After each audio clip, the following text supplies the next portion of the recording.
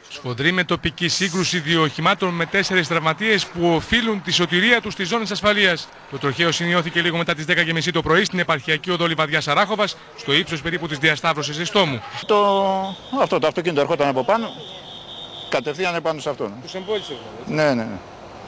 Τι ακριβώς έγινε, είναι τραυματίες, τι τώρα? Τα δύο παιδάκια είναι λίγο τραυματίες και ο οδηγός.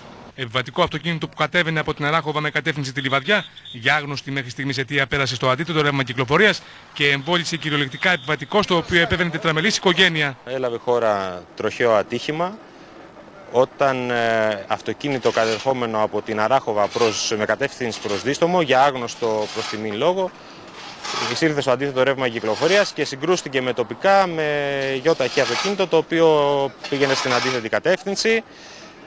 Είχαμε 3 τραυματίες, εκ των οποίων ο οδηγός του οχήματος που εισήλθε στο αντίθετο ρεύμα, τα δύο παιδιά τα οποία τραυματιστήκαν ελαφρώς λόγω της ζώνης ασφαλείας που φορούσαν. Οι τραυματίες μεταφέρθηκαν με ασθενοφόρα στο νοσοκομείο της Λιβαδιάς, ενώ προανάκριση για τα ακριβή αίτια του τροχαίου διενεργεί το τμήμα τροχέας. Θα ήθελα να τονίσω τη σωτηρία που είχαν αυτοί οι άνθρωποι και το τι κακό θα μπορούσε να συμβεί για το λόγο ότι ήταν σφοδρή σύγκρουση, για το λόγο ότι όλοι ευτυχώς φορούσαν ζώνη ασφαλείας.